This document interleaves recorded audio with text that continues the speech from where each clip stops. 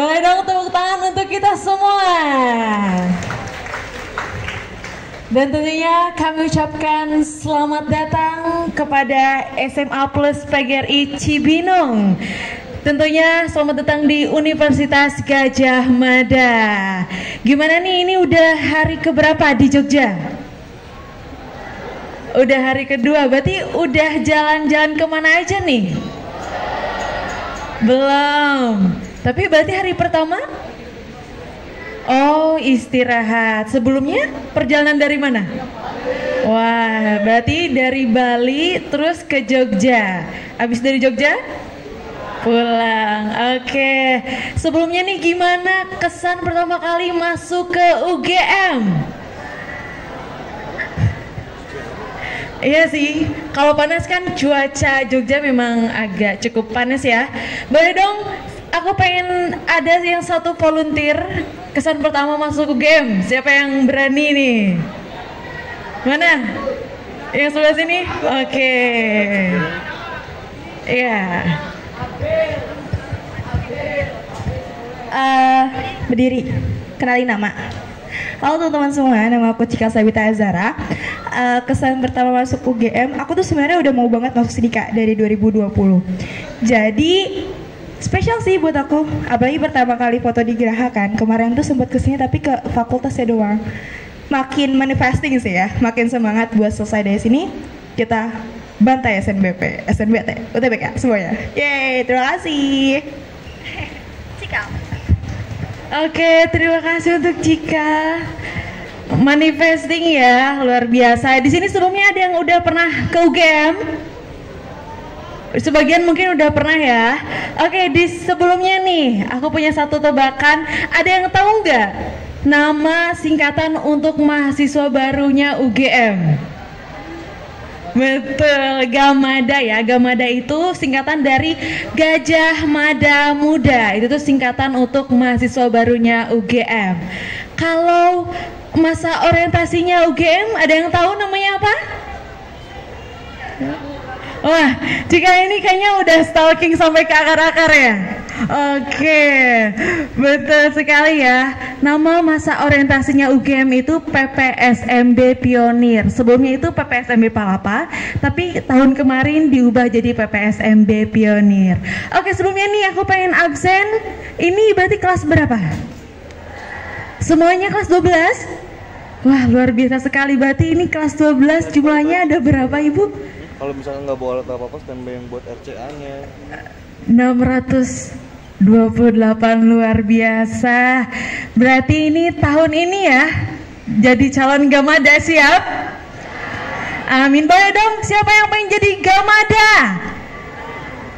Oke, ini pada pengen masuk fakultas apa sih? Coba kita geser ke arah sini dulu ya. Ini dari sebelah sini pengen masuk ke fakultas apa? Ayo berani dong. Siapa tahu jadi doa kan, biasanya ucapan jadi doa tuh. Oke, mbaknya deh. Kalau masuk ke UGM pengen masuk jurusan apa? Hubungan internasional. Hubungan internasional HI. Oke, HI itu masuk ke Visipol ya. Oke, kita coba sebelah sana ya. Kita sapa sebelah sana. Oke, kalau sebelah sini nih, kalau jadi Gamada pengen masuk jurusan apa? FIPA. Ya. Ngambil apanya tuh? Matematikanya atau fisikanya atau apa? Ya, fisikanya. Fisikanya, luar biasa. Berarti di sini IPA IPS atau sudah kurikulum mereka? IPA IPS. Oke. Baik teman-teman semuanya, sebelumnya perkenalan dulu. Halo teman-teman semuanya, nama saya Fitra Andrusetia, teman-teman bisa panggil saya Bita. Saya merupakan salah satu mahasiswi Fakultas Hukum Universitas Gadjah Mada tahun 2020. Di sini ada yang pengen masuk Fakultas Hukum? Oke, semangat ya, semoga kita ketemu. Tapi nanti saya udah lulus. Oke, dan tentunya saya tidak sendiri. Hari ini telah hadir bersama narasumber kita, yaitu Bapak Nana Holisna, SPD MA. Terima kasih Bapak. Boleh dong tepuk tangan untuk narasumber kita hari ini. Beliau merupakan bagian dari protokol Universitas Gadjah Mada. Oke, sebelum memasuki agenda selanjutnya nih teman-teman, udah pada follow Instagramnya UGM? Coba yang udah follow apa nama Instagramnya? Ayo. Nama Instagramnya UGM yang official ya. Udah ke apa? Apa? Tadi siapa yang bilang? UGM dan Yogyakarta, betul sekali. Dan boleh banget dong teman-teman sekarang buka HP-nya dan buka Instagramnya untuk follow juga protokol.ugm, karena ini tuh merupakan bagian dari Universitas Gadjah Mada dan termasuk yang memfasilitasi teman-teman sehingga teman-teman bisa berkunjung ke UGM hari ini. Oke teman-teman semuanya, baiklah untuk selanjutnya akan kita dengarkan bersama sambutan dari Kepala Sekolah SMA Plus PGRI Cibinong. Waktu dan tempat kami persilahkan.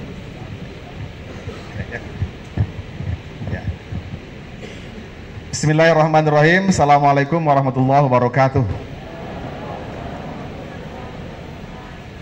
Selamat pagi, salam sejahtera untuk kita semua.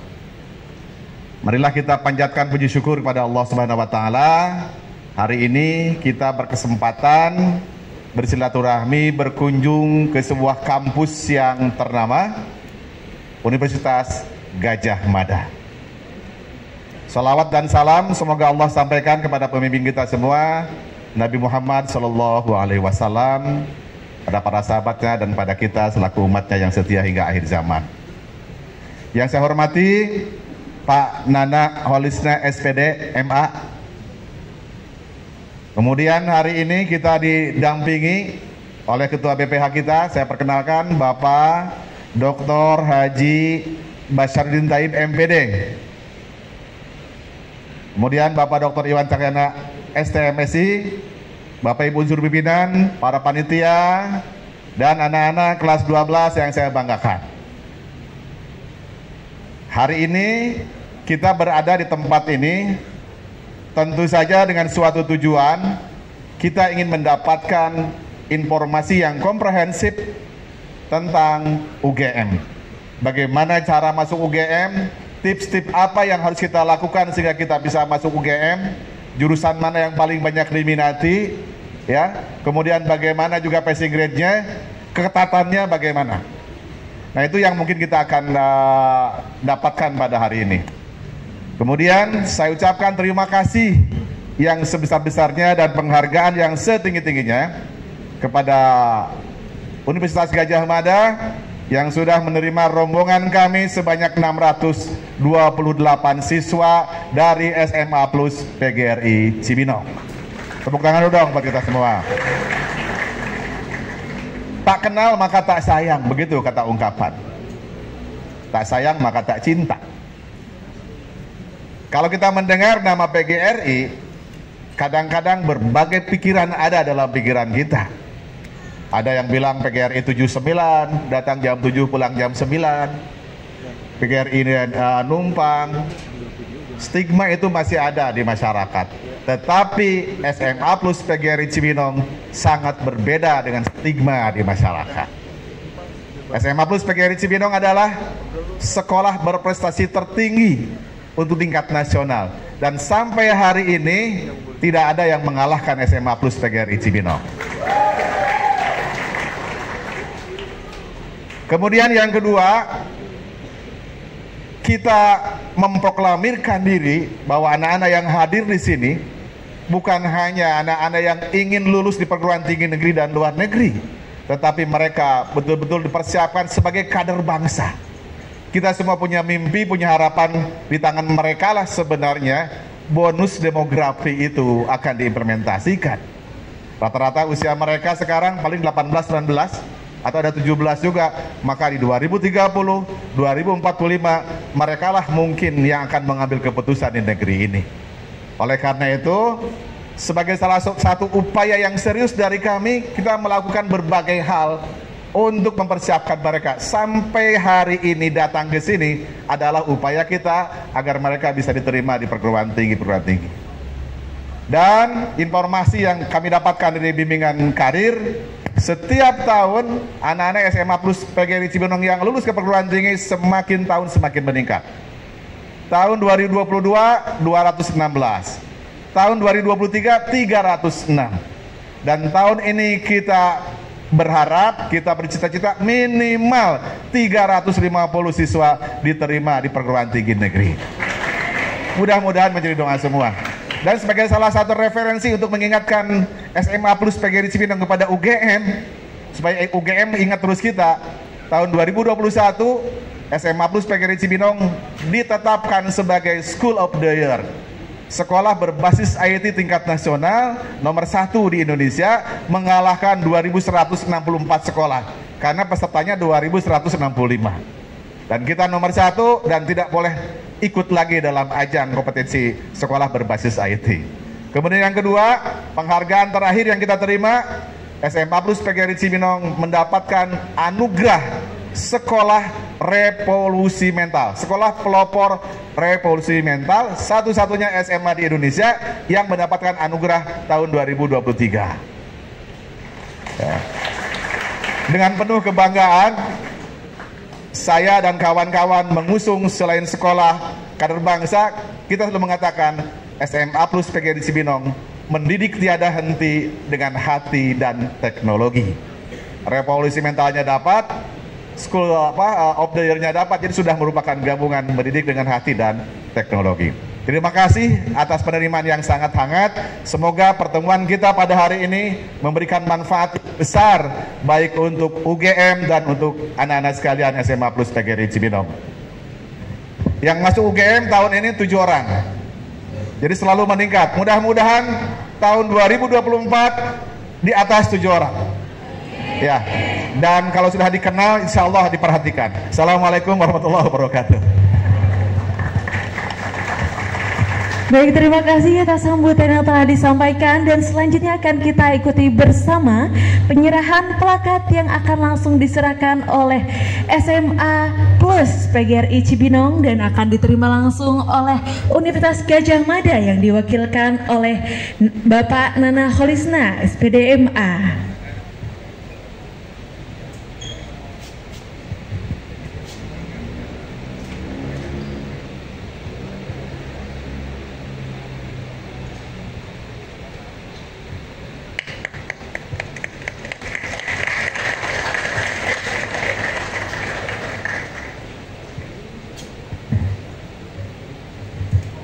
Baik, terima kasih kepada SMA Plus PGRI Cibinong atas plakat yang telah diserahkan. Dan selanjutnya teman-teman sudah siapkah pada sesi pematerian? Siap, oke, masih semangat dong, semangat? Oke, semangat. Dan nanti ketika sesi pematerian disampaikan oleh narasumber kita, teman-teman boleh banget untuk mencatat poin-poin penting yang nanti setelah sesi pematerian selesai akan ada tanya jawab. Jadi nanti setelah materi selesai disampaikan, teman-teman boleh banget untuk bertanya apapun tentang jalur seleksi, ragam seleksi, dan termasuk tentang program studi. Langsung saja kita simak bersama materi yang akan disampaikan oleh narasumber kita. Kepada Bapak Nana Holisna kami persilakan. Ya, terima kasih Mbak Bita. Halo semuanya. Selamat pagi. Wah, ini kayaknya masih pada ngantuk atau masih jet lag nih dari Bali nih. Selamat pagi semuanya. Terima kasih Bapak Ibu Guru dan juga teman-teman dari SMA Plus PGRI Cibinong. Assalamualaikum warahmatullahi wabarakatuh. Kami ucapkan selamat datang di Yogyakarta, selamat datang di Universitas Gadjah Mada, kampus negeri tertua yang didirikan langsung oleh bangsa Indonesia pasca kemerdekaan. Ya, kenapa saya bilang gitu? Karena ada kampus-kampus lain selain UGM gitu ya, tentu saja perguruan tinggi negeri ya, bukan yang swasta. Kalau yang swasta ada yang lebih tua lagi. Kalau yang negeri itu ada juga yang lebih tua. Contohnya yang dekat dengan teman-teman di daerah Depok sana. Ada apa? UI. Ada di Bandung, ITB. Oke, mereka jauh lebih tua daripada UGM. Tapi mereka itu kan merupakan sekolah peninggalan dari Hindia Belanda. Ini yang di belakang kelihatan ya? Mohon maaf nih, saya kayaknya nggak bisa ke sana nih kayaknya. Ini suaranya kayaknya nggak nyampe mic-nya. Baik, teman-teman, saya nanti akan sedikit sharing ya pada teman-teman kelas 12. Kelas 12 kan ya bener ya tadi ya?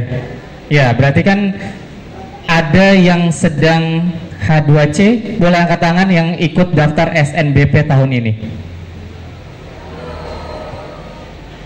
Enggak, yang belum diumumin yang eligible. Belum Pak. Oh, masih PDSS berarti ya sekarang ya. Oke. Ya kalau pendaftarannya kan memang nanti di minggu depan ya. Sekarang sudah akhir bulan ternyata ya. Besok sudah tanggal 1 aja nih. Ya, baik. Semoga teman-teman ada yang bisa tembus ke UGM tahun ini ya. Tidak hanya datang di sini duduk, tapi nanti bisa datang di lapangan yang tadi teman-teman kayaknya foto-foto bersama tadi ya. Nah, di situ bukan sebagai tamu, tapi sebagai mahasiswa baru Universitas Gadjah Mada tahun ini. Ada yang sudah pengen gitu mau ke UGM tahun ini? Sudah rencana? Baru satu. Oh, dari 600. 2, 3, 4, 5. Wah, tadi kata Bapak Kepala Sekolah itu targetnya lebih dari 7 nih. Semoga bisa lebih dari 7 ya Pak ya tahun ini ya. Ya, kami memang sangat berharap sekali Bapak Ibu guru terutama ya. Kami mohon bantuan dari Bapak Ibu guru dan juga kepala sekolah tentu saja ini mendukung agar siswa-siswanya bisa masuk UGM. Ya, bukan apa-apa teman-teman. Takutnya gini, UGM kan di Jogja, berarti sama dong kayak perguruan tinggi negeri lain gitu, menerapkan sistem zonasi misalkan, atau kuota khusus untuk warga Jogja dan sekitarnya. Nah, itu sama sekali tidak benar ya kalau ada informasi seperti itu. UGM tidak ada zonasi, tidak ada kuota khusus untuk mahasiswa atau calon mahasiswa dari DIY dan sekitarnya ya. Jadi teman-teman semua bisa banget bersaing di sini. Di sini nih yang tadi ngomong di sini Mbak Brita ini juga bukan dari Jogja. Sama kok dari teman-teman juga, sama dengan saya juga sih, dari Jawa Barat. Dari Bandung ya Mbak ya? Ya, dari Kabupaten Bandung. Mojang Bandung, Mojang Gelis gitu. Ya, baik. Cibinong. Saya juga pernah ke Cibinong. Dulu masih panas ya. Nggak tahu kalau sekarang. Masih ya? Enggak, soalnya saya udah lama banget Bu ke Cibinong itu kira-kira tahun 2013 ya, 13-an lah. Dulu masih panas, tapi kalau sekarang mungkin sudah berubah kayaknya ya, lebih adem mungkin.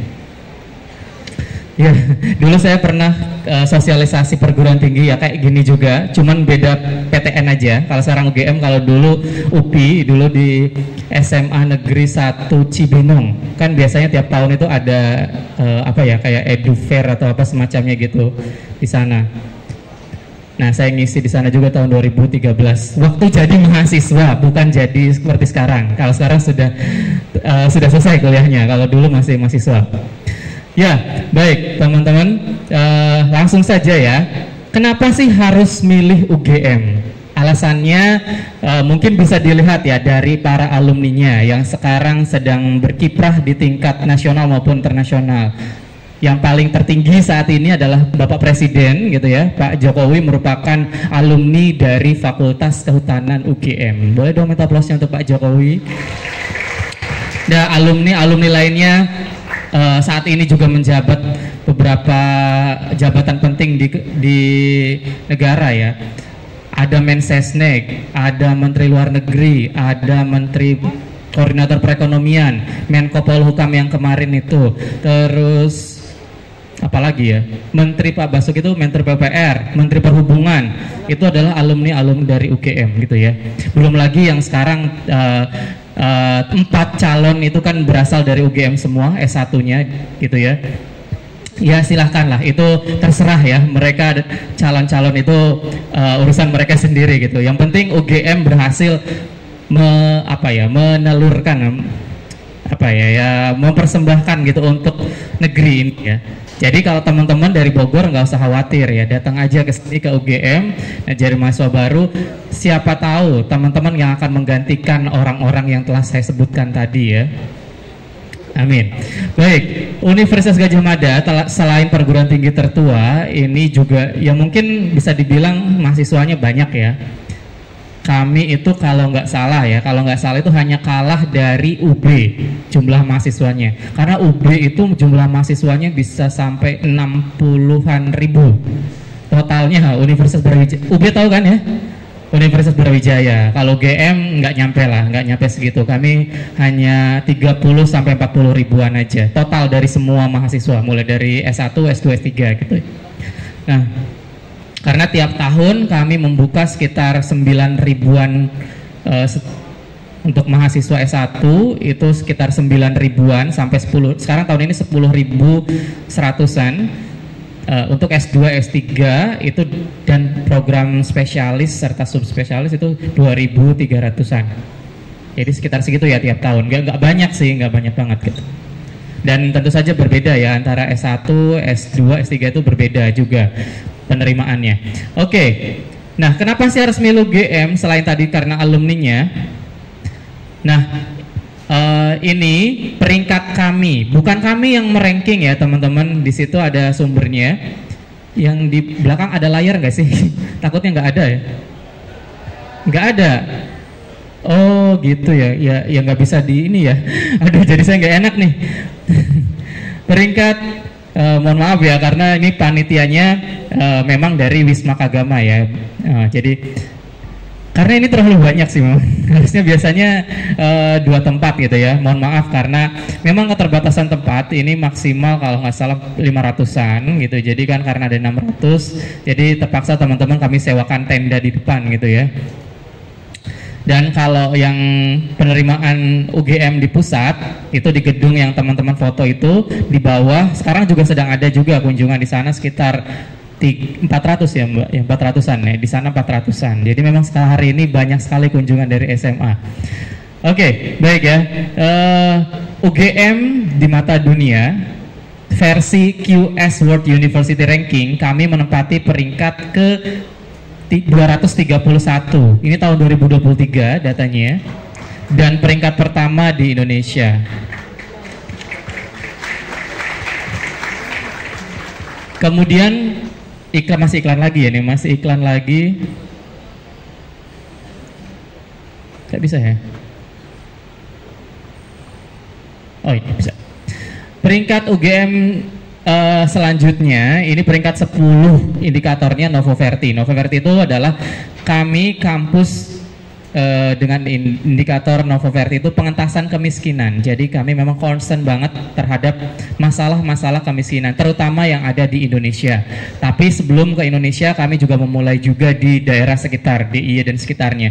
Jadi jangan teman-teman, wah mau kemana, ke Jogja, ke Jogja kayaknya bangunannya keren-keren semua gitu, atau tempat wisatanya bagus-bagus semua. Ya betul, banyak tempat wisata di Jogja ini. Tapi ya mungkin pernah kemarin sempat dengar ya dari indeks dari BPS, data BPS itu bahwa Jogja merupakan salah satu yang provinsi yang termiskin gitu, karena dilihatnya bukan cuma yang sekitaran sini ya. Kalau sekitaran UGM mungkin masih banyak ya, banyak gitu ya yang bangunan-bangunan megah gitu. Tapi kan kami itu Jogja itu terdiri dari 4 kabupaten dan 1 kota madya. Jadi kota Jogja mungkin ya teman-teman suka ke Malioboro kan ya.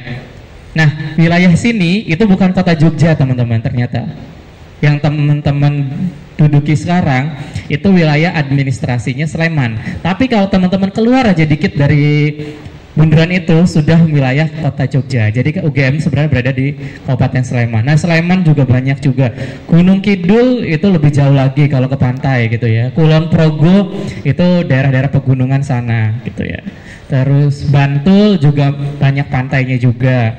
Nah, jadi tidak hanya Jogja, itu hanya Jogja aja, kota Jogja. Oh, kota Jogja berarti teman-teman nyebutinnya cuma Malioboro gitu ya. Nah, itu kan di sini Jogja juga perlu penanganan tentang pengentasan kemiskinan. Salah satu juga adalah program yang mungkin masalah kita bersama, sampah. Itu UGM juga berkontribusi juga dalam menangani permasalahan sampah terutama di DIY dan sekitarnya. Salah satu caranya, bahkan ini bukan dosen ya Bapak Ibu, bukan dosen, bukan peneliti kami, tapi mahasiswanya menemukan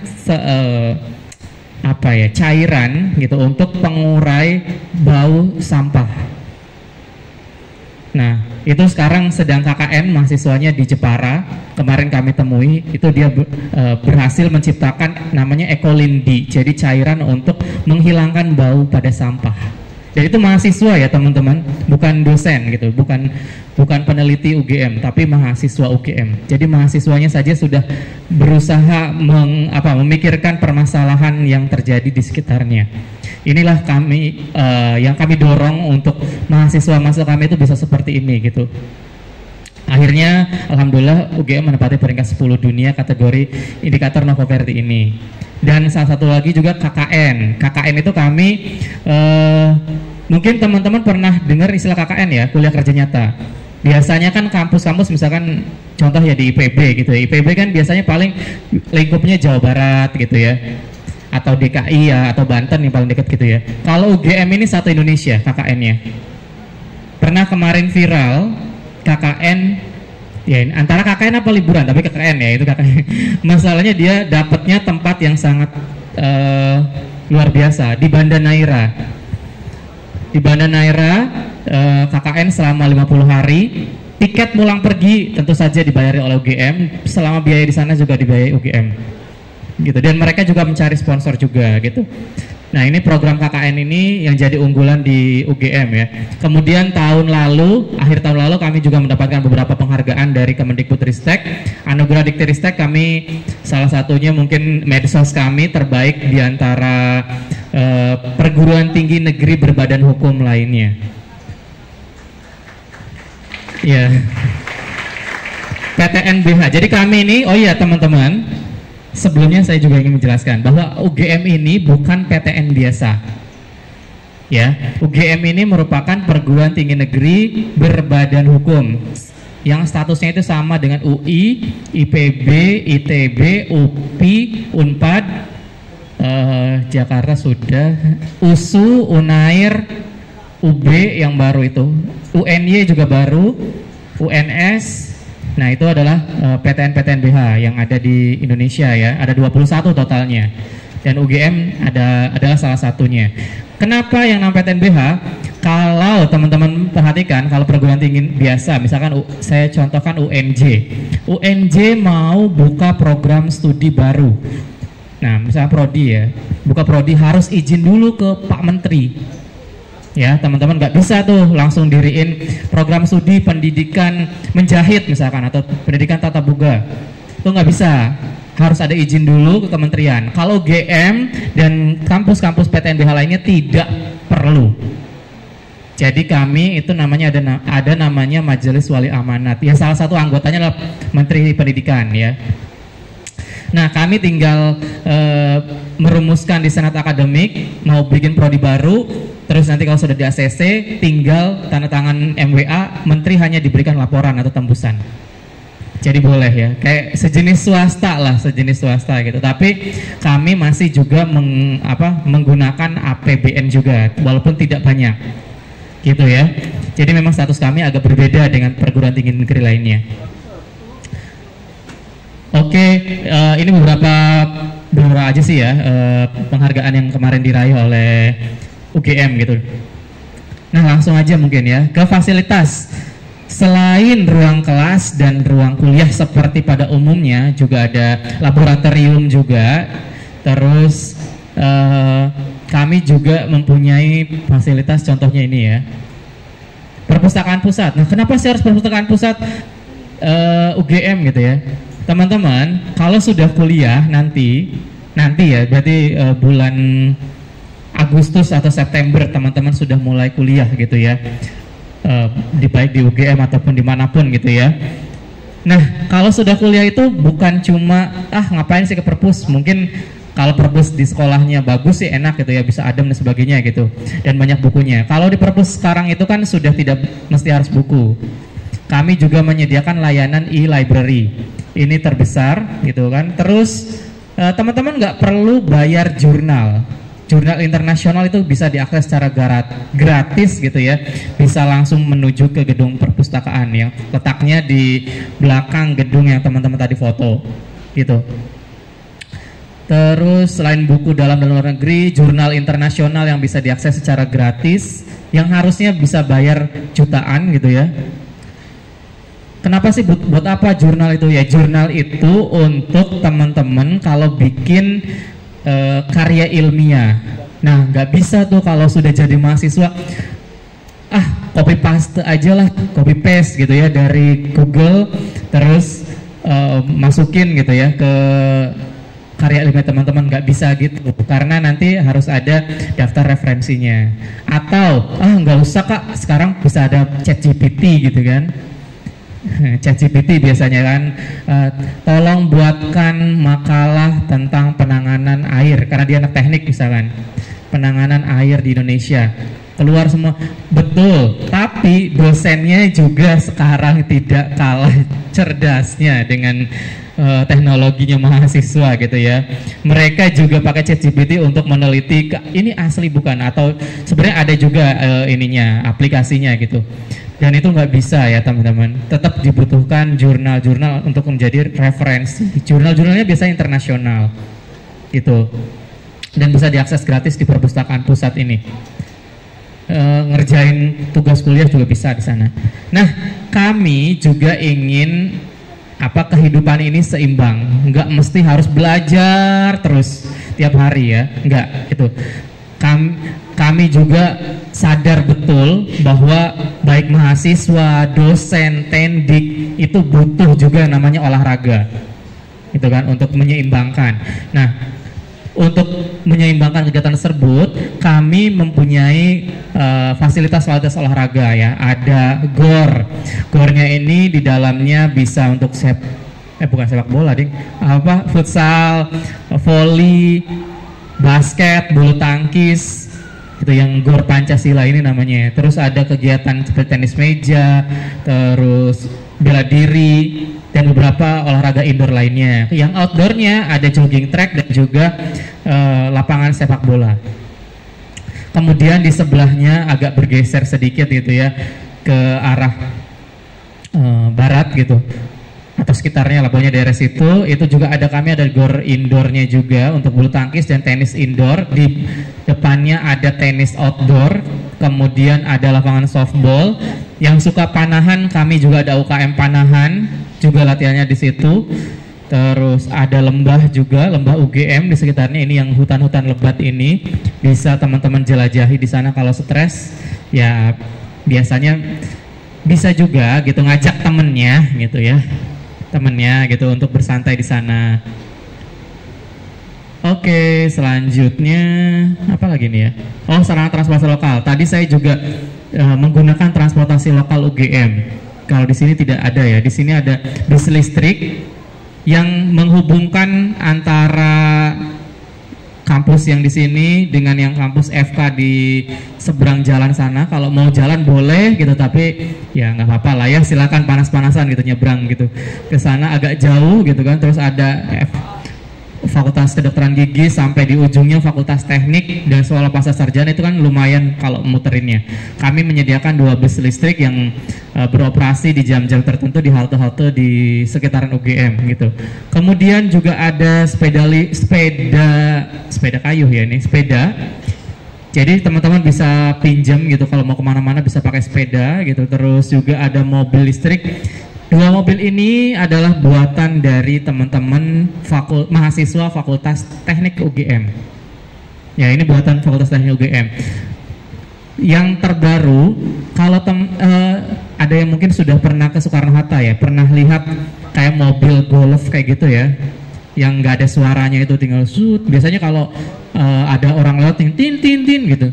Nah, itu ada juga buatan asli UGM, namanya GET. Itu buatannya mahasiswa dan dosen Fakultas Teknik UGM yang sekarang sudah dibeli di Angkasa Pura II yang ditempatkan di Bandara YIA Jogja dan juga Soekarno-Hatta. Terbaru itu Taman Wisata Candi Borobudur itu juga sudah memesan gitu inden, karena ini nggak bisa produksi massal, belum bisa karena kami belum punya pabrik massalnya gitu. Nah, ini adalah 2 mobil buatan UGM gitu ya. Dan sekarang sudah beberapa sudah dipasarkan. Kalau yang ini bentuk awalnya, kalau yang terbaru itu ada tutupnya, ya seperti mobil bandara lah, standar mobil bandara seperti itu. Kemudian nah, teman-teman dari Bogor nggak usah khawatir kalau misalnya cari kosan susah di Jogja gitu atau kosan mahal. Kami UGM juga menyediakan asrama. Asrama mahasiswa ini diperuntukkan putra dan putri, berbeda ya ini. Dan letak asramanya itu nggak jauh-jauh ya, paling jauh itu paling yang di sini di Baciro. Kalau Ratnaningsi Bulak Sumur ini ada di dalam UGM kampusnya. Dharma Putra Karanggayam tinggal keluar gerbang UGM yang di utara, sudah lurus sudah dapat asramanya. Terus Ratnaningsi Sagan di situ depan. Terus Ratnaningsi Kinanti 2 dan 3 serta 1 ini di Jalan Kaliurang. Jadi teman-teman keluar itu udah langsung Jalan Kaliurang yang ada Tempo Gelato di situ, McD dan sebagainya ya di situ. Tinggal jalan aja ke UGM. Biasanya saya jalan dari sana itu sekitar 5 menit lah, 5 menitan jalan.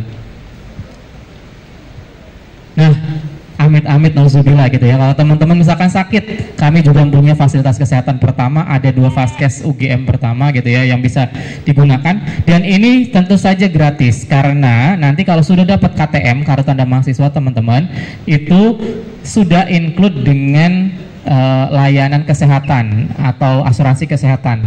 Jadi nanti teman-teman tinggal misalkan ya amit-amit gitu ya sakit gitu, flu-nya nggak sembuh-sembuh, datang ke dokter ke Vaskes 1, nanti tinggal kasih kartu mahasiswanya, terus nanti teman-teman bisa berobat, diperiksa oleh dokter, kalau dikasih obat dan vitamin, terus udah deh pulang, nggak usah bayar gitu. Kalau misalnya harus rujukan, misalkan telinga teman-teman sakit nih dan harus dirujuk ke THT, nanti ada rumah sakit akademik.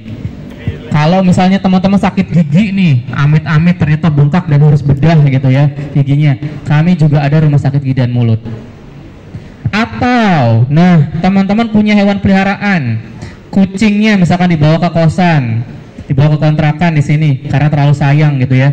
Si empusnya ternyata belum disteril, mau disteril. Kami juga punya rumah sakit hewan. UGM komplit ya kalau rumah sakitnya, ada rumah sakit manusia dan hewan juga. Gitu, jadi semuanya apa ya untuk fasilitas kesehatan. Kalau yang ini sebenarnya sedang dibangun di sebelah kiri teman-teman atau sebelah barat teman-teman, itu sedang ada pembangunan gelanggang inovasi dan kreativitas. Insya Allah setelah pemilu, bukan setelah pemilunya selesai dan terpilih presidennya, bukan, setelah pemilu 14 Februari mendatang gitu, akan diresmikan oleh Bapak Presiden Pak Jokowi, karena ini merupakan super hub terbesar di Asia Tenggara. Apa super hub itu? Jadi tempat bertemunya para pebisnis atau yang punya perusahaan gitu dengan calon bisa pencari kerja atau juga mahasiswa yang ingin belajar. Makanya nanti ada mahasiswa-mahasiswi yang akan belajar di sana, baik dari UGM maupun luar UGM. Sampai saat ini ada sekitar 60 perusahaan dalam dan luar negeri yang bekerja sama dan akan memberikan kuliah di GIK kalau sudah jadi. Ini, kalau sudah diresmikan maksudnya, besok. Ini sama, masih bagian dari GIK. Oh, yang ini sorry bukan GIK. Jadi teman-teman, kami ini kan kampus dengan katanya bukan katanya ya, maksudnya orang-orang menyebutnya oh ini UGM ini tidak bertoleransi gitu, kurang toleransi dengan agama yang lain gitu. Masjidnya di pojok gitu, masjidnya di pojokan, bahkan nggak kelihatan. Nah, UGM memang memiliki masjid di mana-mana gitu ya. Ada 2 masjid di kampus UGM yang paling dekat di sini. Nah, selain memfasilitasi fasilitas untuk bagi kita yang beragama Islam gitu, kami juga memfasilitasi untuk teman-teman yang beragama selain Islam. Jadi kami membuat fasilitas kerohanian, pusat fasilitas kerohanian. Fasroh ini ada di belakang gedung ini, harus nyebrang dulu ke sana. Di sana ada 5 agama, ada Katolik, Kristen, Hindu, Buddha, dan Konghucu. Yang di sana tempat tempat peribadatannya di sana, gitu ya. Baru diresmikan kemarin sama Mensesnek, gitu. Kemudian, nah, teman-teman kelas 12 sudah ngerti dong ya antara universitas, prodi, fakultas, sudah ya? Sudah ya. Jadi Universitas Gadjah Mada ini ada, mungkin saya gambarkan adalah sebuah lingkaran besar. Nah, di dalam lingkaran besar itu ada lingkaran besar ini adalah Universitas Gadjah Mada. Di dalam lingkaran besar itu ada lingkaran yang lebih kecil, jumlahnya banyak gitu ya. Nah, itu namanya fakultas. Di dalam lingkaran yang lebih kecil ada yang lingkaran lebih kecil lagi. Nah, itulah program studi. UGM memiliki 18 fakultas dan 2 sekolah.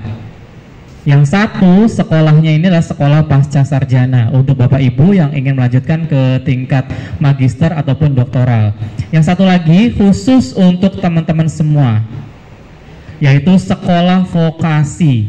Itu jalur vokasional gitu ya. Gelarnya kalau dulu AMD karena D3. Kalau sekarang mulai tahun 2021 Universitas Gadjah Mada itu tidak lagi membuka program studi D3. Adanya diploma 4 atau sarjana terapan. Jadi teman-teman kalau masuk situ mau ke lanjut S2 nggak perlu S1 lagi karena gelarnya setara, sarjana terapan. Keuntungannya apa? Sekolah sekolah vokasi ini, namanya sekolah vokasi ya. Itu pertama, lulus sudah siap kerja. Kedua, sebelum lulus bahkan sudah diinden, sudah diincer sama perusahaan-perusahaan besar. Karena teman-teman yang dari sekolah vokasi itu wajib magang. Nah, magangnya itu di perusahaan-perusahaan atau instansi pemerintah gitu ya. Dan biasanya perusahaan-perusahaan tersebut udahlah kamu kerja di sini aja nanti setelah lulus gitu. Biasanya sudah ada ikatan dinas seperti itu. Nah, totalnya tadi 18 fakultas dan 2 sekolah, ada 285 program studi. Di antaranya adalah 22 program sarjana terapan yang tadi di sekolah vokasi, 71 program sarjana di 18 fakultas, terus 11 profesi. Nah, profesi ini agak unik ya teman-teman. Ada yang mau menjadi dokter, masuk ke kedokteran UGM, ada berminat. Setelah masuk ke kedokteran, misalkan kedokteran, apakah langsung jadi dokter? Lulus S1 dapat gelar S.Ked, sarjana kedokteran. Jadi belum tentu ya masuk kedokteran itu jadi dokter. Belum tentu, karena lulus itu baru S.Ked. Kalau mau jadi dokter, mereka harus ke sini dulu, program profesi ya. Itu. Nah, di UGM ada 11 program profesi, ada dokter dan lain sebagainya. Magister ini untuk S2, dokter untuk S3, spesialis ini kalau sudah mengambil profesi dokter atau dokter gigi, dan subspesialis, lanjutan dari spesialis. Terus agak susah ya ini ya. Program studi sarjana kami ada beberapa klaster. Yang pertama ada klaster sosio humaniora. Ada anak-anak IPS di sini, ada jurusannya, ada IPA IPS ya Pak. Hanya IPA IPS. Hanya IPA IPS, berarti masih menggunakan kurikulum 2013. Ya. Ya, teman-teman IPS mungkin tidak asing dengan istilah ini, klaster sosio humaniora. Ada Yang tulisan putih-putih ini adalah nama-nama fakultas. Di belakangnya ada nomornya, ada nggak ada. Kalau yang nggak ada nomornya, berarti dia hanya satu program studi. Contohnya, filsafat, hanya satu program studi yaitu filsafat. Nah, yang hitam-hitam ini adalah nama program studinya. Di belakangnya ada angka puluhan sampai ratusan. Itulah daya tampung tahun ini atau kuota tahun ini per prodi. Ya, jadi teman-teman nanti bisa milih prodi mana yang banyak daya tampungnya, gitu ya. Contohnya di sini, Fakultas Ekonomika dan Bisnis ada 3 program studi, akuntansi, manajemen, dan ilmu ekonomi. Ilmu ekonomi ada 100, manajemen dan akuntansi 150 misalkan. Nah itu ya kuotanya jadinya. Kemudian Visipol, nah 2 jurusan favorit di Visipol ada komunikasi dan juga ilmu hubungan internasional atau HI. Karena HI ini berhasil melahirkan tokoh juga yang saat ini membela Palestina ya, Menteri Luar Negeri Bu Retno Marsudi itu alumni HI UGM. Kemudian ilmu budaya, kami ada 11 program studi. Ada di sini yang suka Korea? Ada yang sudah bisa bahasa Korea sedikit-sedikit? Apa contohnya? Annyeonghaseyo gitu, kamsahamnida gitu. Bencana ya, misalkan gitu. Misalkan, nah kalau sudah suka budaya Korea, bahasa Korea, film-film Korea, dan pengen kerja di Korea misalkan, atau perusahaan Korea, kami menyediakan bahasa dan kebudayaan Korea, silakan. Atau teman-teman ada yang suka anime Jepang, manga, banyak wibu kah di sini wibu? Nah, kalau teman-teman adalah wibu gitu kan dan pengen kerja di Jepang misalkan atau pengen kerja di perusahaan Jepang, kami juga menyediakan 2 program studi. Yang satu ini meneliti tentang sastranya di sastra Jepang atau bahasa dan kebudayaan Jepang. Nanti yang satu lagi khusus untuk teman-teman yang ingin bekerja di perusahaan Jepang atau di Jepangnya langsung. Nanti di sekolah vokasi. Atau mungkin teman-teman yang suka sejarah, antropologi, arkeologi gitu ya, silahkan. Ini ilmu budaya. Kemudian jurusan yang terakhir adalah psikologi di klaster sosio-humaniora ya, psikologi. Selanjutnya ada klaster agroteknologi, ini berkaitan dengan hewan dan tumbuhan. Ada kedokteran hewan, peternakan, pertanian, teknologi pertanian dan kehutanan. Pertanian ini juga kami digabung dengan perikanan. Kami tidak ada fakultas perikanan, adanya departemen perikanan. Program studinya ada di aquaculture, manajemen sumber daya akuatik, dan juga teknologi hasil perikanan. Nah, kalau pertanian ini adalah ilmu yang mempelajari gimana sih cara nanam, gitu, gimana sih benih yang baik. Nah, kalau teknologi pertanian itu adalah mengelola hasil dari pertanian tersebut. Gitu ya. Kemudian klaster berikutnya adalah klaster yang serius, klaster sains dan kesehatan. Nah, klaster sains ini adalah ilmu-ilmu murni. Contohnya di Fakultas MIPA ada ilmu komputer sampai ilmu aktuaria. Yang paling favorit kira-kira mana? Yang MIPA kira-kira yang paling favorit? Tebak-tebakan aja. Yang MIPA atau di sini yang suka fisika boleh angkat tangan. Luar biasa. Yang suka kimia.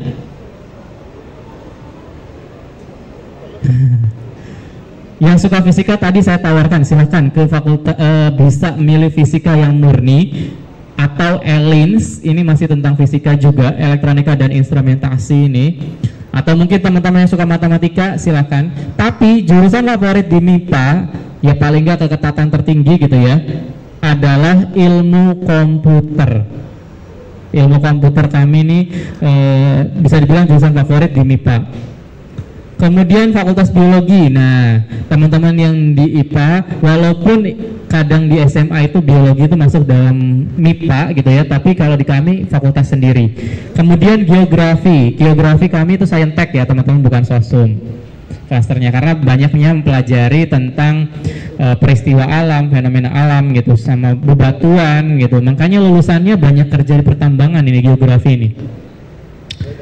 Nah, selanjutnya klaster kesehatannya ada farmasi. Lulus dari fakultas farmasi jadi apa?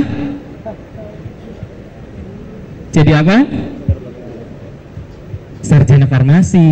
Kalau lulus profesi dari farmasi, profesi apoteker, baru jadi apoteker nanti, APT gelarnya. Terus kedokteran, kesehatan masyarakat dan keperawatan. Nah, fakultas kedokteran kami ini menawarkan 3 prodi ya teman-teman. Mau kemana? Mau ke fakultas kedokteran UGM. Ini keren gitu ya. Dikiranya orang-orang di sana, wah masuk fakultas kedokteran berarti dokter dong ya. Tidak mesti kalau di UGM, karena ada 2 jurusan selain kedokteran, yaitu ilmu keperawatan dan ilmu gizi kesehatan atau gizi kesehatan. Ketiganya merupakan profesi. Kalau kedokteran nanti kalau ikut profesi jadi dokter. Ilmu keperawatan kalau ikut profesi jadi perawat, nurse. Gelarnya nurse.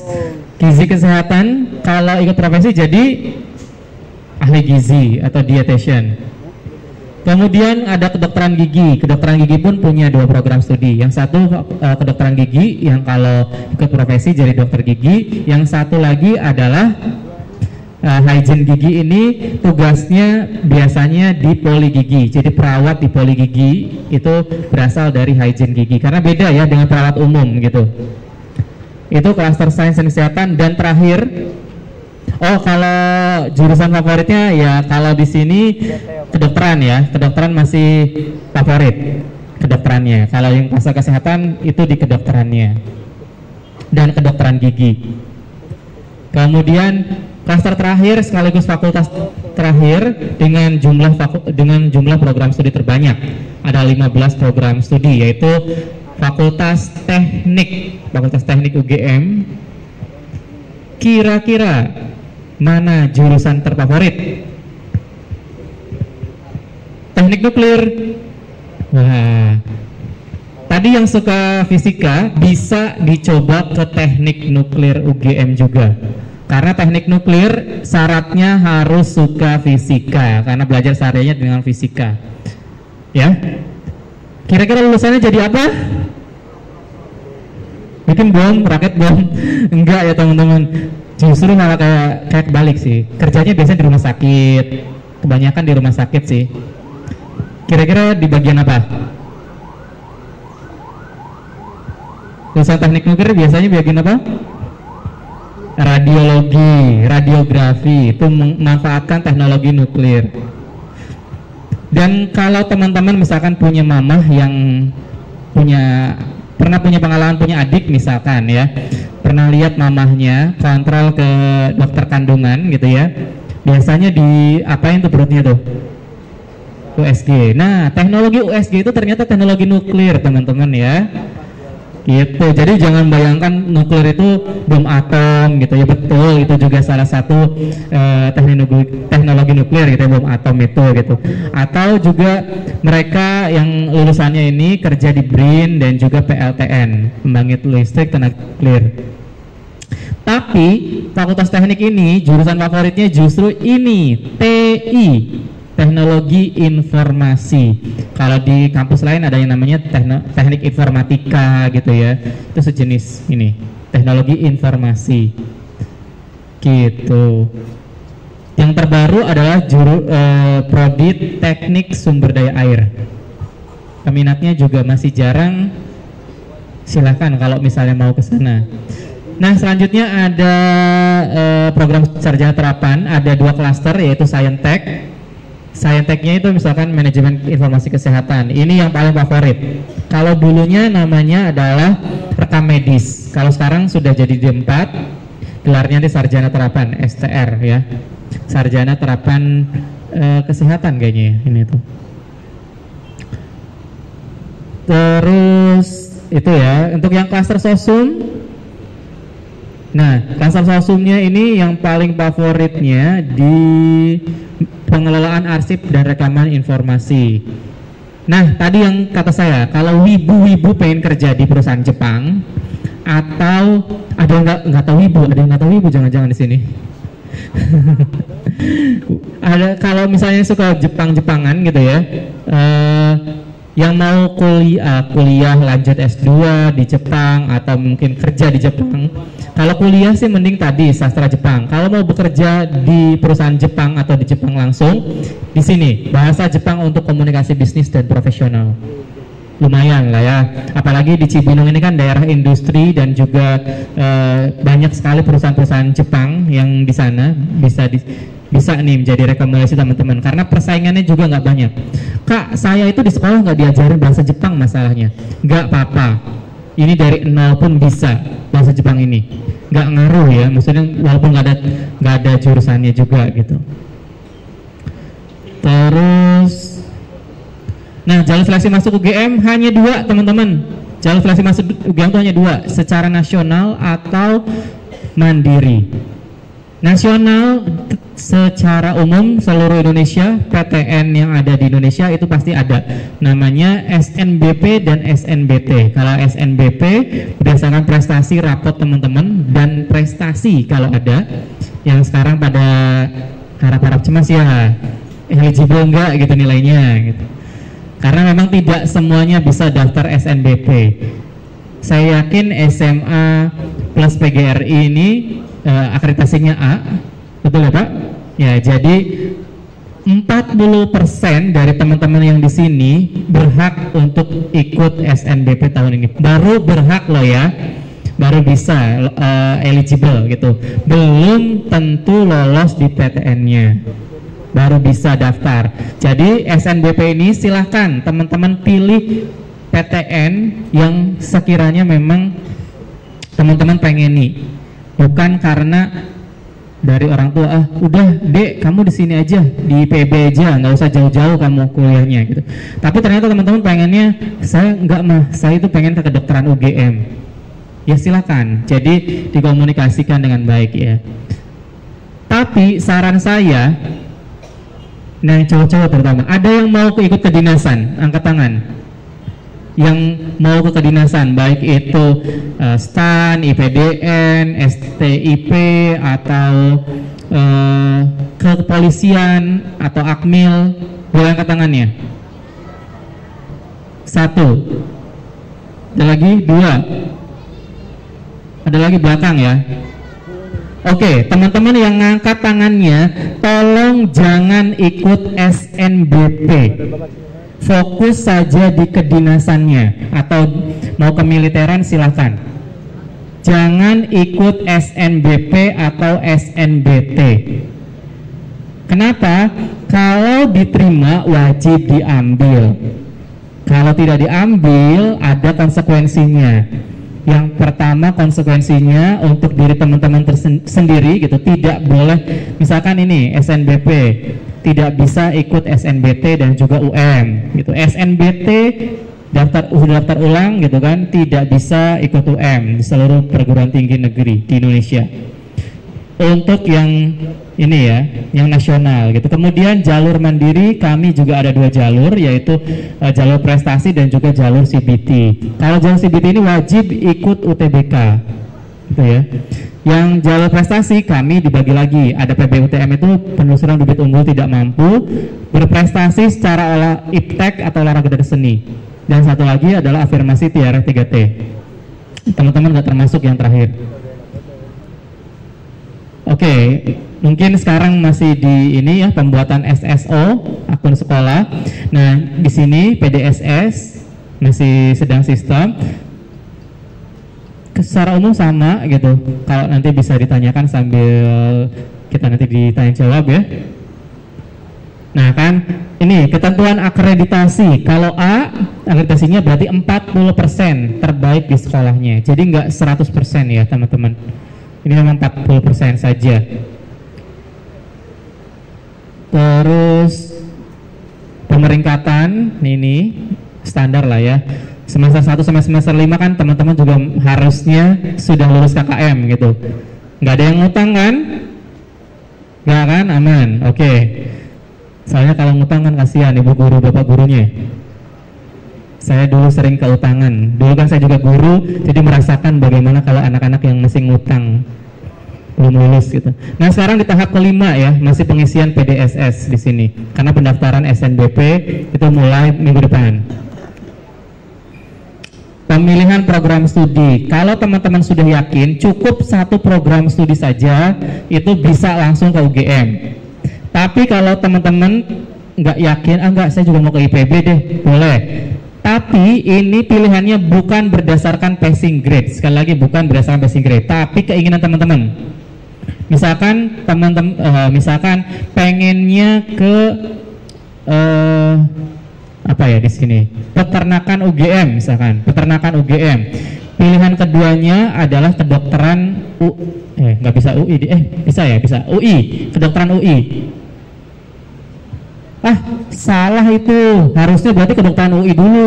Padahal teman-teman pengennya mah ke peternakan UGM, cuman karena orang tua itu maksa untuk ke UI gitu, jadi teman-teman terpaksa harus milih dua perguruan tinggi negeri gitu. Nah, salah satunya kan benar kan UI kan di Jawa Barat kan ya. Nah, itu boleh teman-teman milih. Pilihan pertamanya, berarti saya pilihan pertamanya UI dong Kak. Enggak. Walaupun mungkin secara keketatan lebih tinggian UI ketatnya daripada peternakan UGM.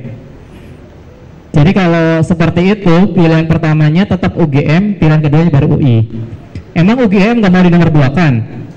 Secara umum bukan nggak mau ya, mana ada sih yang mau diduakan gitu ya. Emang teman-teman mau diduain gitu kan? Nggak dong. Nah, cuman saran saya gitu ya, kalau misalnya memang fokus pengen ke UGM silakan, ke UI silakan, ke IPB silakan, teman-teman silakan ya, punya mau kemana itu tujuan pertamanya. Ingat, pilihan pertamanya itu, jangan dijadikan pilihan kedua. Kenapa? Apakah UGM tidak menerima pilihan kedua? Bisa. Misalkan pilihan keduanya adalah filsafat UGM, pilihan pertamanya kedokteran UI atau jangan kedokteran ya, pertanian IPB misalkan, ilmu pertanian IPB. Nah, sama satu lagi karena dia mau lintas jurusan gitu kan, boleh sekarang Maya. Itu satu lagi filsafat. Pilihan keduanya ternyata filsafat. Pilihan pertamanya teman-teman nggak diterima di IPB. Pilihan keduanya di UGM bisa masuk, bisa. Dari teorinya bisa, dari fakta membuktikan juga pernah ada seperti itu. UGM jadi tidak harus pilihan pertama. Kalau keketatannya ternyata lebih tinggian di pilihan pertama dan nggak lolos, dan pilihan keduanya di UGM kebetulan tidak terlalu tinggi, angka keketatannya bisa diterima. Oke ya teman-teman ya. Oke, seperti itu. Kemudian ini jadwalnya. Nah, kan sekarang lagi pengisian PDSS sampai tanggal 9 Februari. Nanti tanggal 14 baru mulai pendaftaran. Gitu. Semuanya yang ada di depan ini teman-teman perlu dicermati. Berakhirnya bukan pukul 24.00. Jadi misalkan ini pengisian PDSS 9 Januari sampai 9 Februari 2024. Ingat, bukan 9 Februari pukul 24.00. Tapi pukul 15.00. Jadi semuanya berakhir di pukul 15.00 ya. Berakhir jam kerja 15.00. Dan saran saya mengisi data-data ini jangan mepet-mepet waktunya. Pendaftaran, saran saya jangan di tanggal 14 atau 15. Karena di sana akan barengan ya. Bisa nyampe jutaan kali ya yang daftar SNBP. Seringnya apa? Yang sering komplain adalah Bapak Ibu guru BK biasanya. Pak, ini kok servernya down, gak bisa lelet, lemot, dan sebagainya gitu. Biasanya seperti itu ya, karena baru juga hari pendaftaran pertama gitu, langsung semuanya boom semua gitu masuk. Itu server kementerian biasanya suka down di hari-hari pertama itu. Kapan sih? Bisa di tanggal 17, 18, 19, 20. Itu yang senggang-senggang di tengah-tengah. Jangan juga diakhirin 27, 28, jangan, saran saya. Ya, sebelum itu. Oke ya, jangan di awal, jangan di akhir, di tengah-tengah aja. Paling nggak biar aksesnya lebih mudah dan teman-teman juga nggak kesel suka servernya down gitu. Oke, selanjutnya ketentuan SNBT hanya bisa lakukan 1 kali. hasil UTBK ya ini. Nah ini ya teman-teman ya, siswa-siswi yang telah dinyatakan lulus seleksi jalur SNBP tahun ini atau tahun lalu atau sebelumnya 2022 tidak dapat mendaftar SNBT. Otomatis ya teman-teman, sudah di lock, sudah dikunci. Siswa yang telah lulus SNBP tahun 2024 tidak dapat mendaftar jalur mandiri di PTN manapun. Makanya ya tadi, kalau sudah lolos SNBP harus diambil. Peserta yang dinyatakan lulus jalur SNBT dan telah daftar ulang tidak dapat ikut atau diterima jalur mandiri. Nah, yang teman-teman tadi yang sudah pengen ikut kedinasan, baik di STAN, IPDN, STIP, bahkan mungkin ke militeran, ke Akmil atau Akpol, saya sarankan tidak ikut SNBP atau SNBT. Kalaupun nanti misalkan ya belum diterima gitu, belum rezekinya di kedinasan dan pengen milih kuliah, ya mau nggak mau gitu ya, jalurnya adalah jalur mandiri.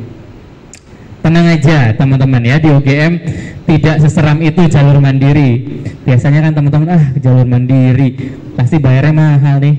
Nah ini persyaratan UTBK-nya gitu ya. Oh ya, sebelum saya ke sana yang bahas mandiri, kita bahasin dulu SNBT. Kalau tadi SNBP maksimal 2, kalau SNBT boleh 4. Tapi 4 ini juga ada batasnya.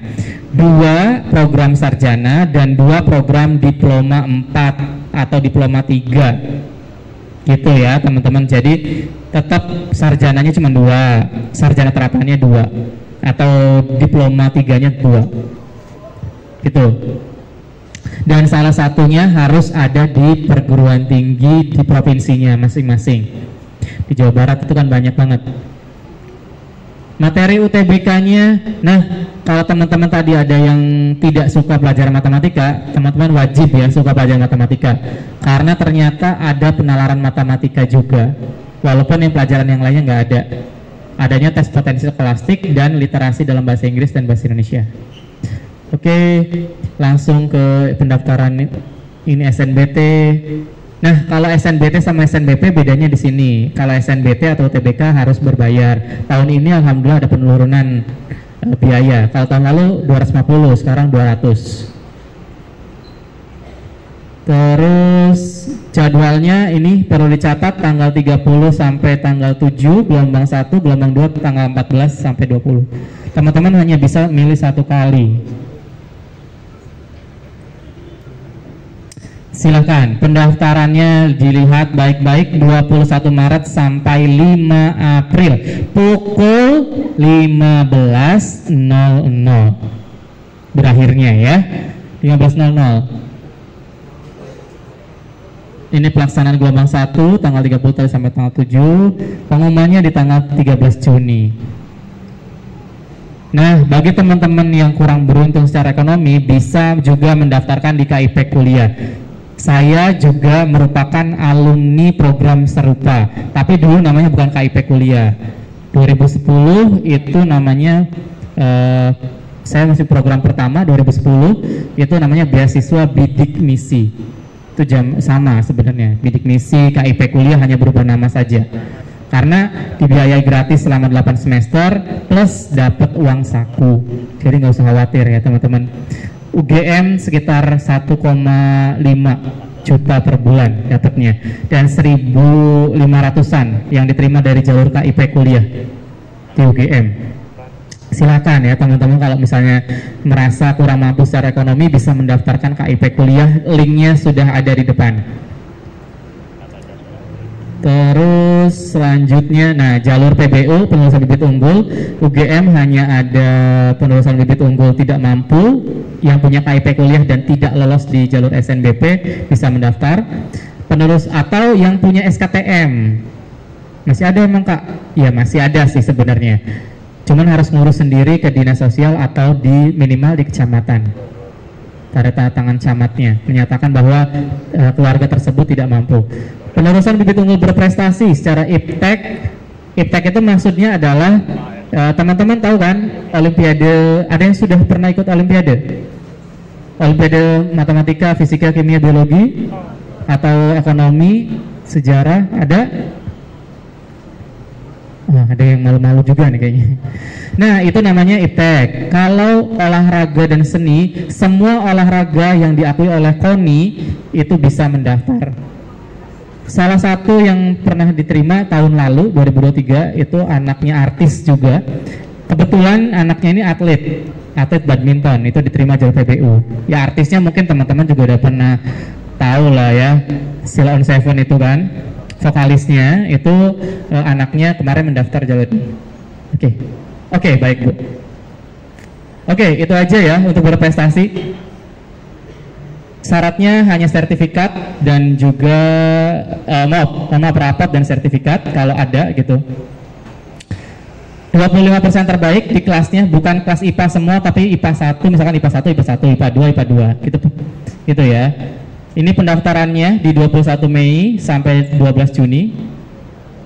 Nah, ini kalau ini jalur tulisnya silahkan, kalau CBT tidak ada, ya silahkanlah kalau nanti mau nanya uang pangkal dan sebagainya boleh di akhir. Oke, ini biaya pendaftarannya, teman-teman bisa tes di Jogja ataupun di luar Jogja seperti Jakarta.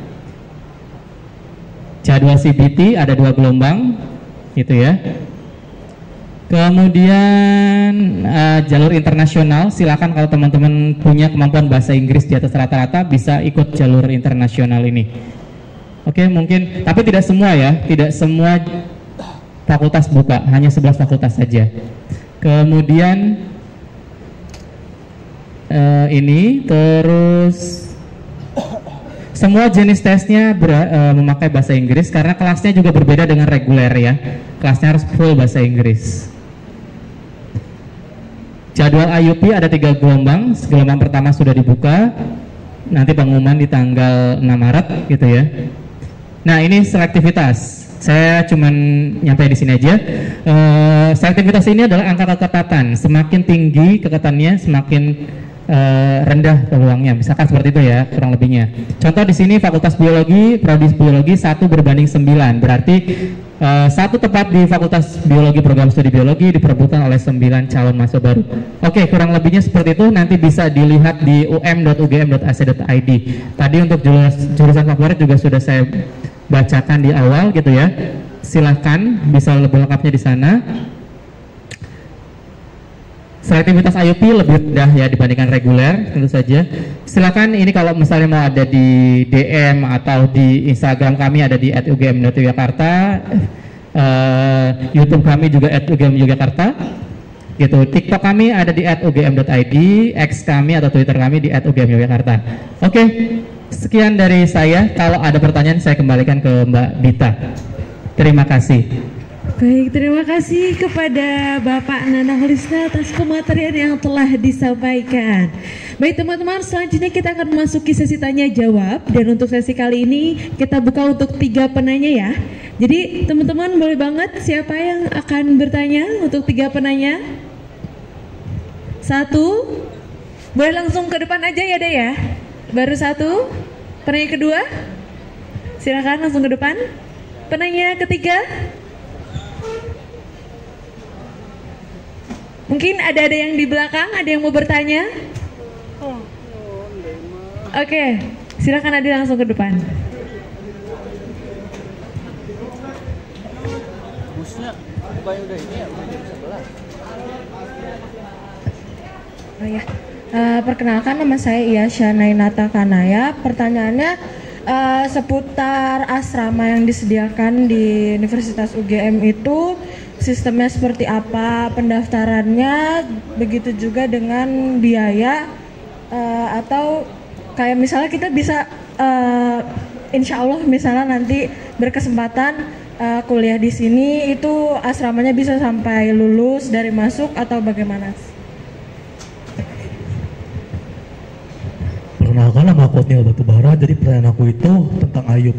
Kalau misalnya anak aku pengen daftar IUP FKUGM, kalau misalnya di gelombang 1 aku gagal, bisa daftar gelombang 3 nggak? Sorry, di FK. Oke. Tadi untuk penanya ketiga? Atau mungkin sudah dicukupkan? Oke, terima kasih Adi. Boleh langsung kembali ke tempat dan langsung saja kita dengarkan bersama jawaban dari Bapak Nana. Silahkan. Oke, sebelumnya boleh dong minta aplausnya untuk tadi yang sudah bertanya. Ya, terima kasih Mbak. Tadi asrama sistemnya seperti apa? Jadi yang pasti harus mahasiswa UGM dulu, harus diterima dulu di UGM. Nanti ditawarkan gitu ya, teman-teman akan ikut asrama atau tidak. Biayanya, oh ya, asrama ini sistemnya jadi tidak satu kamar satu ya, enggak, karena kamarnya besar, itu share room. Jadi 2 tempat tidur dalam satu ruangan, ada satu apa namanya bedroom gitu kan, ada ini kamar mandi gitu, kamar mandinya 1, kamarnya ada 2, artinya 2 ranjang gitu. Satu kamar satu ruangan itu ada 2 ranjang. Ada 2 ranjang, 2 lemari, 2 meja belajar, masing-masing privacy tetap ada gitu. Kamar mandinya bersama begitu. Jadi sistem sewanya ya dibagi 2, share room itu tadi. Jadi satu ruangan harganya per orang itu antara 300 sampai 500 tergantung dapatnya di asrama mana dan lantai berapa. Karena semakin tinggi maka semakin murah. Makin tinggi makin murah gitu ya. Karena kan harus naik turunnya lumayan capek gitu ya. Itu untuk asrama. Terus sampai kapan? Itu maksimal 8 semester. Maksimal 8 semester, tapi diutamakan mahasiswa baru. Jadi tahun-tahun pertama 1 tahun atau 2 tahun itu sebisa mungkin kan sudah mengenal Jogja, jadi bisa milih tempat sendiri. Biasanya seperti itu, jarang yang sampai 4 tahun gitu ya. Terus yang tadi FK bisa gelombang 1, kalau misalnya gagal bisa gelombang 2. Tergantung mau ikut apa. Kalau misalnya ikutnya tadi sebenarnya nggak ada gelombang 1 dan 2 sih. Kalau yang itu maksudnya adalah IUP kalau ada gelombang 1 dan 2. Gelombang 1 dan 2 untuk tes ini UM itu nggak bisa Kak. Jadi kalau UM itu maksudnya misalnya nih kakaknya gelombang 1 ini nggak bisa karena ada misalkan mau umroh atau orang tua ada keperluan atau kakaknya juga mau keperluan ujian di sekolah atau dan sebagainya. Ujian sih nggak ada sih kayaknya sih. Cuma di sekolah misalkan ada acara perpisahan atau apa dan nggak bisa tes di gelombang 1, bisanya di gelombang 2. Jadi milih kalau itu milih gelombang 1 apa gelombang 2, kakaknya mau seperti itu. Kalau gelombang 1 enggak, itu kayak IUP. Kalau IUP memang bisa gelombang 1, 2, dan 3 karena gelombang 1 ditentukan dulu siapa nih hasilnya tanggal sekian. Lolos enggak? Kalau nggak lolos bisa daftar lagi di gelombang 2 bisa. Kalau nggak lolos lagi dicoba yang terakhir gelombang 3. Itu IUP bisa. Kalau reguler nggak bisa ya Kak. Kalau itu reguler itu hanya milih kakaknya mau di tes di gelombang 1 atau gelombang 2 aja. Gitu. Kalau SNBP dan SNBT kan sama nasional semuanya sama gitu ya. Ada lagi yang mau bertanya? Sudah? Gimana Mbak Pita? Saya serahkan aja nih. Oke, baik. Gimana tadi untuk 2 penanya sudah terjawab? Oke, teman-teman semuanya.